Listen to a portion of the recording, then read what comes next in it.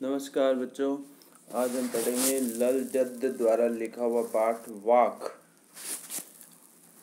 तो थोड़ा सा हमें जान लेना चाहिए लल जद्द के बारे में। किसके बारे में? लल जद्द के बारे में, जो इस पाठ की कवित्री है। ये कश्मीरी भाषा की कवित्री है। इन्होंने कश्मीरी भाषा में अपनी रचनाएं लिखी है और ये प्राचीन काल की कवित्री है, यानी 1320 ईस्वी के आसपास इनका जन्म हुआ कश्मीर में। इनके बारे में बहुत ही प्रामाणिक जानकारी हमें नहीं मिलती है। इनकी रचनाओं से ही इनके बारे में कुछ जानकारी प्राप्त होती है, बाकी अलग से इनके जीवन के बारे में हमें कुछ खास जानकारी नहीं मिलती है। तो इतना ध्यान रखना है कि ये कश्मीरी भाषा की कवित्री है और इनका जन्म हुआ कश्मीर में। इनके कुछ और नाम हैं। लल जद्द के दूसरे नाम है लल्लेश्वरी, लल योगेश्वरी, ललारिफा। ये इनके कुछ अलग से दूसरे नाम हैं। इनको भी हमें ध्यान में रखना चाहिए। हो सकता है कोई ऐसा छोटा प्रश्न आ जाए कि लल जद्द कवित्री के अन्य नाम कौन कौन से हैं। और फिर इसके बाद जो महत्वपूर्ण बात है वो यहाँ है कि लल जद्द की काव्य शैली को वाक कहा जाता है। वाक, ये बहुत महत्वपूर्ण प्रश्न है। लल जद्द द्वारा लिखी हुई रचनाएं वाक शैली में है। जिस प्रकार से कबीर की रचनाएं दोहा शैली में है, रैदास ने पद्य शैली लिखा है, उसी प्रकार से लल जद्द ने लिखा है वाक शैली में। रैदास ने सवैया में लिखा है, सूरदास ने पद्य शैली में लिखा है, कबीर ने दोहा में लिखा है, उसी प्रकार से लल जद्द ने वाक में लिखा है। और इसके बाद इन वाकों में महत्वपूर्ण बात क्या है वो यहाँ से शुरू होती है कि अपने वाकों के जरिए उन्होंने जाति धर्म की संकीर्णताओं से ऊपर उठकर भक्ति के ऐसे रास्ते पर चलने पर जोर दिया है जिसका जुड़ाव जीवन से हो। यानी इन्होंने भी कबीर की तरह धार्मिक आडंबरों का विरोध किया है, भेदभाव का विरोध किया है और भक्ति का एक ऐसा रास्ता बताया है जो जीवन से जुड़ा हुआ हो। उस पे चलते हुए जीवन के साथ साथ भक्ति करनी चाहिए। और उन्होंने प्रेम के मूल्य को भी बताया है, यानी प्रेम का जो महत्व है उसको भी अपनी रचनाओं में जोर दे करके बताया है। लोक जीवन के तत्वों से प्रेरित लल जद्द की रचनाओं में तत्कालीन पंडिताऊ भाषा, संस्कृत और दरबार के बोझ से दबी फारसी के स्थान पर जनता की सरल भाषा का प्रयोग हुआ है। ये बात भी आपको बहुत ध्यान रखनी है कि लल जद्द की भाषा सरल भाषा है। कौन सी भाषा है? सरल। उसमें संस्कृत शब्द भी, कठिन संस्कृत शब्द भी नहीं है, फारसी के कठिन शब्द भी नहीं है। एकदम बोलचाल की जो लोगों की भाषा है, आम भाषा, वो है। यही कारण है कि लल जद्द की रचनाएं सैकड़ों सालों से कश्मीरी जनता की स्मृति और वाणी में आज भी जीवित है। वे आधुनिक कश्मीरी भाषा का प्रमुख स्तंभ मानी जाती है। कश्मीरी भाषा का प्रमुख स्तंभ, यानी कश्मीरी भाषा की प्रमुख कवियत्री के रूप में है वो। अब आ जाओ सीधे पाठ के पहले वाक में, क्योंकि यहाँ पर जो पाठ की प्रारंभ में पाठ के बारे में जानकारी दी गई है, ये एक एक वाक के बारे में जानकारी दी गई है और ये जानकारी हम वाक को पढ़ते समय ही आपको बताते जाएंगे। तो अब सीधा पहले वाक में आ जाते हैं। पहला वाक जो है उसमें ये बताने की कोशिश की गई है कि ये जीवन जो है ये हर क्षण नष्ट होता जा रहा है। जीवन जो है हर पल हमारे हाथ से निकलता जा रहा है, नष्ट होता जा रहा है। और इस जीवन को बचाने के लिए हम जितने भी प्रयास करते हैं, सारे के सारे प्रयास हमारे व्यर्थ जा रहे हैं, ऐसा कवियत्री कह रही है इस पहले पद में।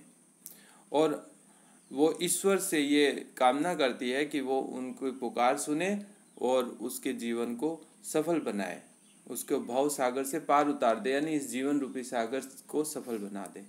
ठीक है, पढ़ते हैं। रस्सी कच्चे धागे की खींच रही मैं नाव, जाने कब सुन मेरी पुकार, करें देव भव सागर पार।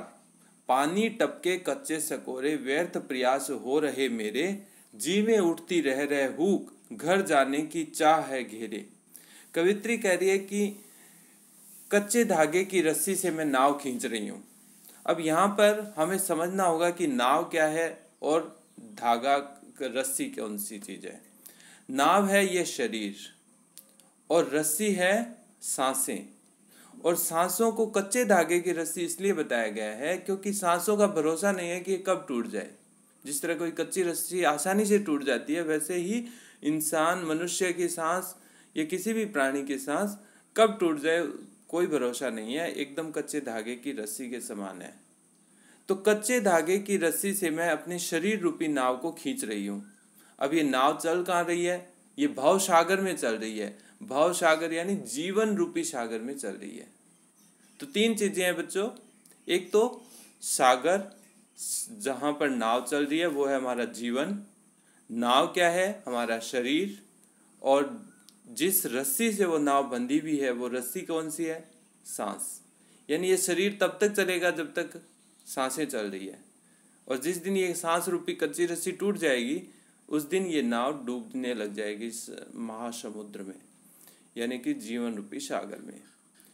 तो कवयित्री चाहती है कि जीवन रूपी सागर में ये जो नाव है ये पार उतर जाए, यानी ये जीवन उसका सफल हो जाए, यानी उसे ईश्वर की प्राप्ति हो जाए, वो ईश्वर को समझ ले इस जीवन में। यही इस जीवन उसके जीवन का लक्ष्य है। अब आगे चलते हैं।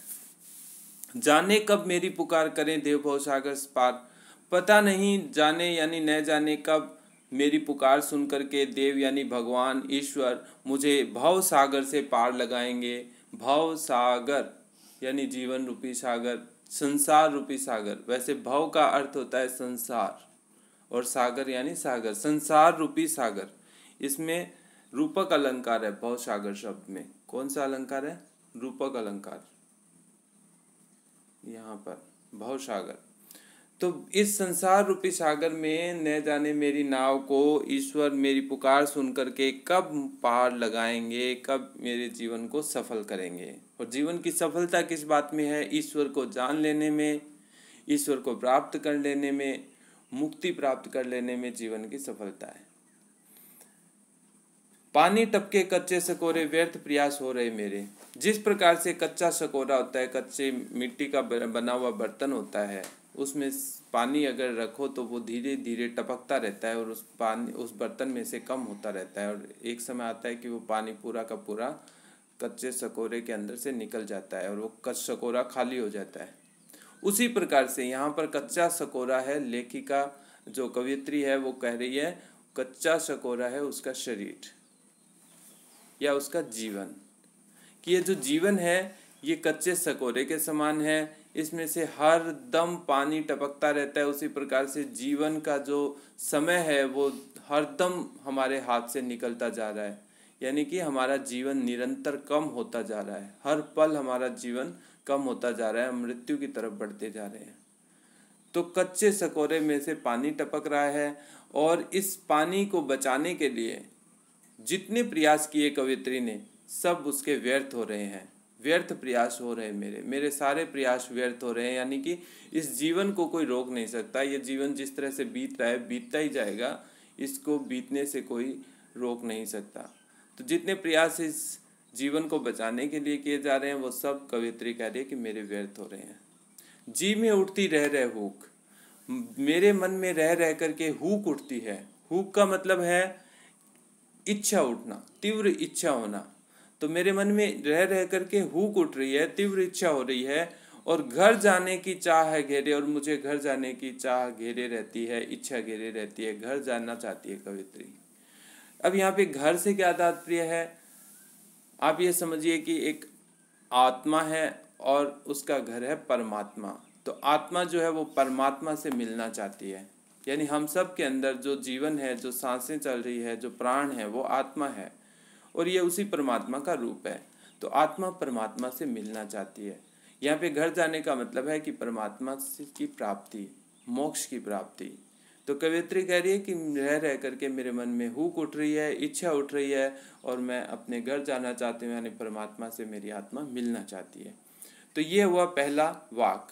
पहले वाक में कवियत्री ने इस जीवन की व्यर्थता पर प्रकाश डाला है, जीवन के निरंतर नष्ट होने पर प्रकाश डाला है, और उसने अपने शरीर को नाव के समान बताया है, सांसों को कच्चे धागे के समान बताया है, इस संसार को उसने भव सागर के समान बताया है।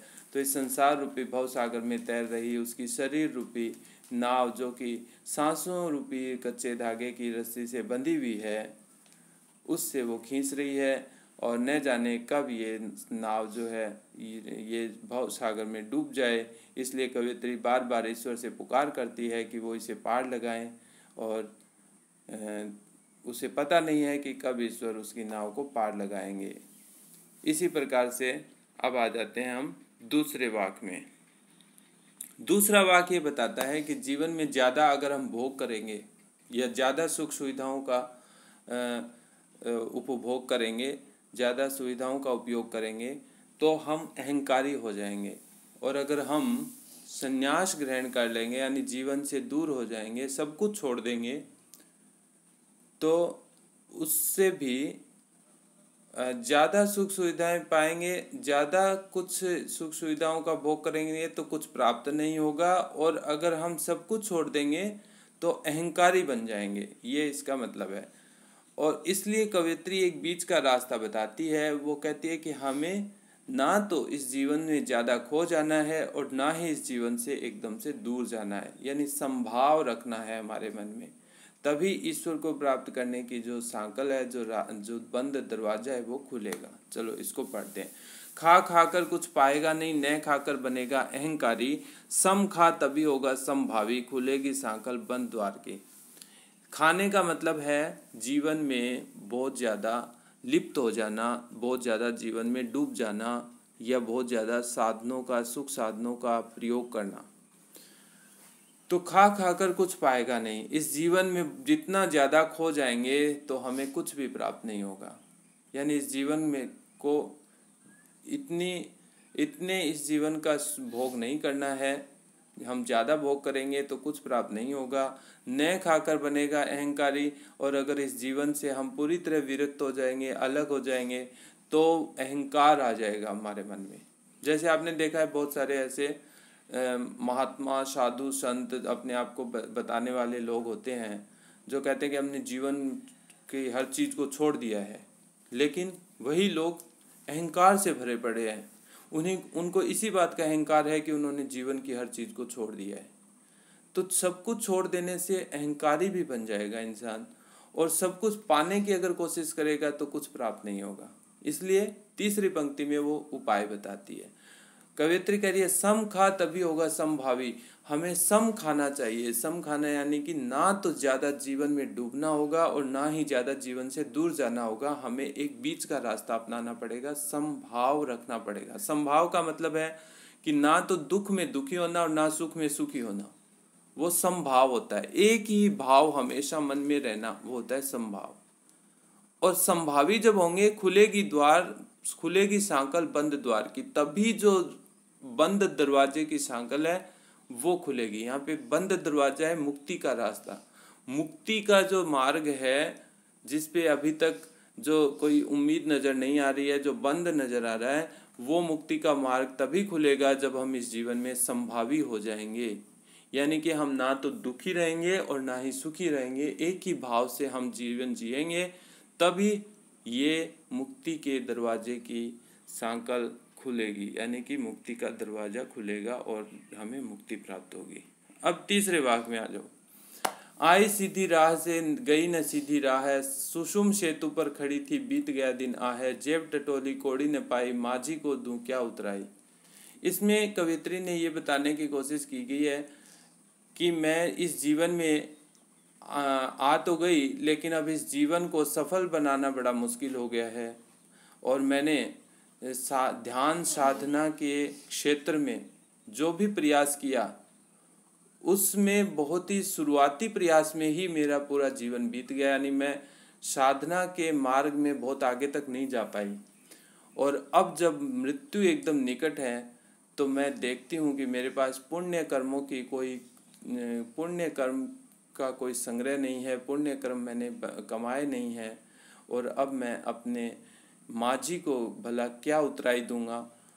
माझी का मतलब होता है जो नाव से हमें पार लगाता है, उसे कहते हैं माझी। और यहाँ पर जीवन से जो पार लगाए, यानी कि मृत्यु के बाद मैं ईश्वर को जाकर के क्या जवाब दूंगी, क्योंकि मैंने तो अपना जीवन व्यर्थ ही गंवा दिया। तो इसको समझते हैं। आई सीधी राह से गई न सीधी राह, मैं सीधे रास्ते से आ गई, यानी कि जीवन में आना मेरे लिए आसान था, सीधा रास्ता था। लेकिन गई न सीधी राह। अब इस जीवन से मुक्ति प्राप्त करना या इस जीवन को सफल बनाना, ये जो रास्ता है ये सीधा नहीं है, ये बहुत कठिन रास्ता है। तो अब वो इस जीवन को सफल बनाने की कोशिश कर रही है। सुषुम सेतु पर खड़ी थी, बीत गया दिन आ है। सुषुम सेतु साधना, योग साधना की जो अवस्थाएं हैं उसमें एक अवस्था है सुषुम्ना नाड़ी तक पहुंचना। जब ध्यान करता है मनुष्य तो अलग अलग स्टेप्स होते हैं उसमें, तो उसमें एक स्टेप होती है सुषुम्ना नाड़ी तक ध्यान पहुंचना।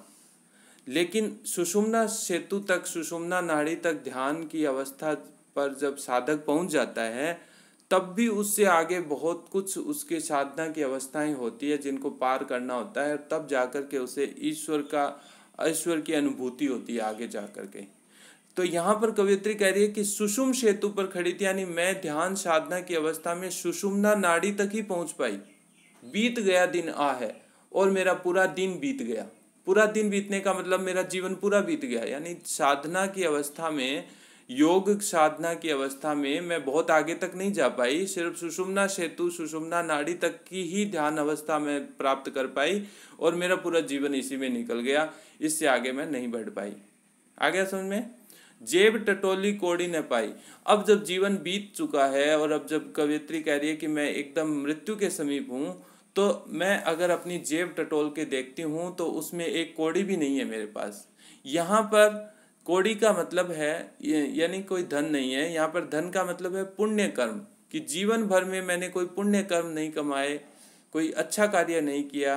अगर आज मेरे पास बहुत सारे अच्छे काम होते तो मैं ईश्वर को जाकर के दिखा सकती थी कि मैंने जीवन को इस प्रकार से अच्छे कार्यों में गुजारा है। लेकिन अब मेरी जेब में एक कौड़ी भी नहीं है, यानी मेरे पास पुण्य कर्म नहीं है, बिल्कुल भी अच्छे कार्य नहीं है जीवन में, क्योंकि मैंने तो अपना जीवन ऐसे ही व्यर्थ ही गंवा दिया। तो जेब टटोली कोड़ी न पाई। अब जब अंत समय में मैंने जेब टटोल के देखा तो एक कौड़ी भी वहाँ नहीं है।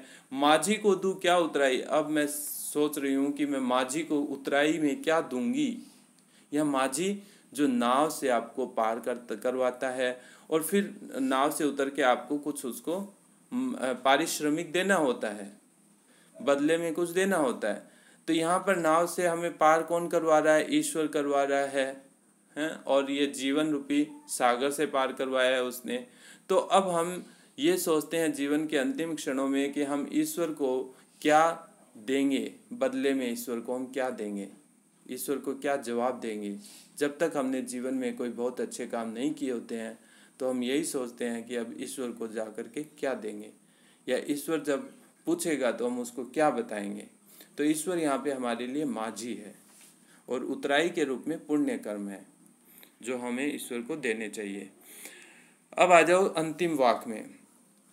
थल थल में बसता है शिव ही, भेद न कर क्या हिंदू मुसलमान। ज्ञानी है तो स्वयं को जान, वही है साहिब से पहचान। बहुत ही आसान है ये। इसमें कवियत्री ने कहा है कि ईश्वर जो है वो कण कण में विद्यमान है, हर जगह विद्यमान है।